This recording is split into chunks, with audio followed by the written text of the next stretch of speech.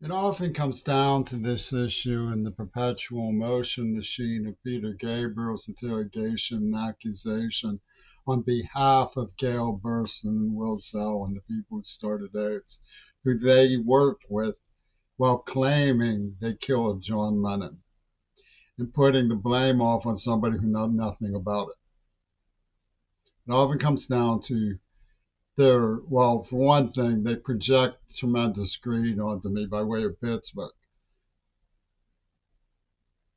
Everybody who has had the slightest encounter with the gangs of the United States, here in Tacoma, Seattle, Pittsburgh, New York, you name it, knows what loathsome things they will do for money. Absolutely loathsome things that they will do for money. But when it comes to the British and the Beatles, you can't get lower.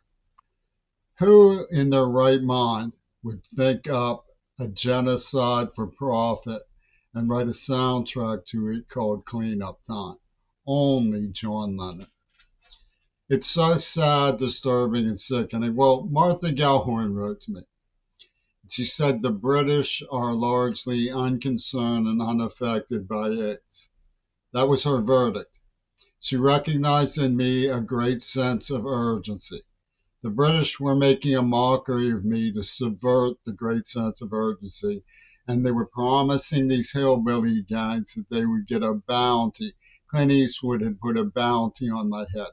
They could torture me, they could poison me, they could confront me with terrorism. They could beat my brains in, rape my girlfriend, rip or murder bystanders, threaten my family, and they would be rewarded because the Beatles didn't want anybody to know that they were in on the AIDS attack.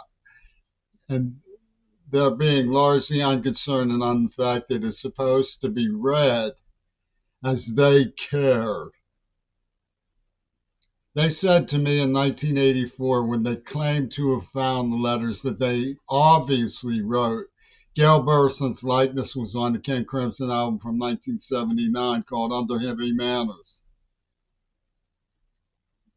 They said in 1984, the whole is greater than the sum of its parts.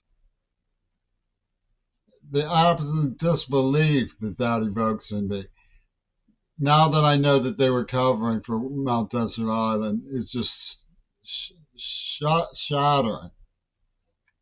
And to make their greed look sanitized, they got people from Seattle's Black Panthers to say that they wanted to have a barbecue of Jimmy Carrey and Imelda White for Pope Carl's idea of the ingeniousness of the collective matter of guilt projection in media. I mean, they wrote a book about this idea that they were conjuring with the help of Hitler, Reagan media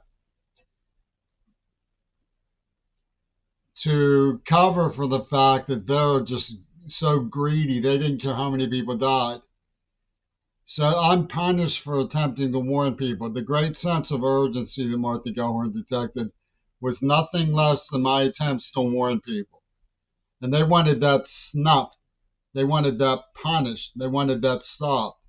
And so what did they do? They said, licky chops, alakazam, abracadabra. And suddenly they made me, who had worked very hard as a dishwasher, 2 full-time dishwasher jobs to keep up with my girlfriend who worked 1 waitress job because she got tips, was no longer allowed to be paid for my work and my injuries because the Sublime Cabinet had said that I was an insignificant person, which is what Gail Burson said in the letters.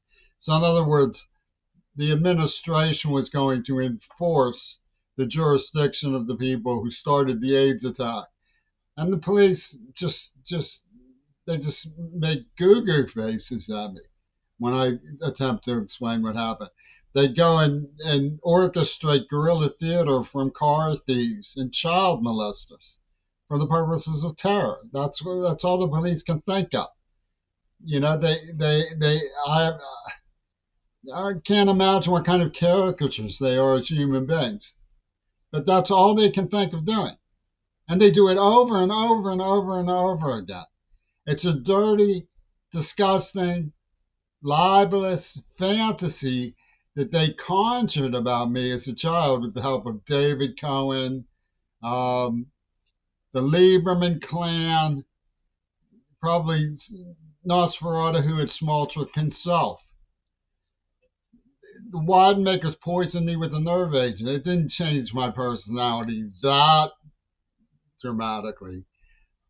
What it did was it made me go into suffering, physical, psychological suffering that people said he doesn't heal properly. There's something weird about him. And the dude who was in on it, who locked me out of a church, who planned the whole thing with the Franklin Graham Society, Sean Brooks, went and said, calling all Zappa fans, if you think this guy is weird, come and tell us at the Pitt Psychology Center.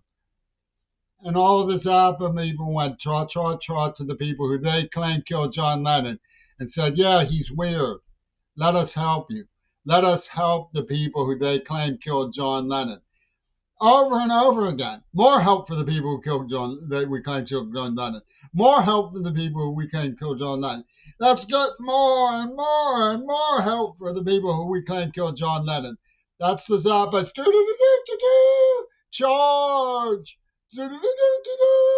Charge! More help for the people we claim killed John Lennon. More help!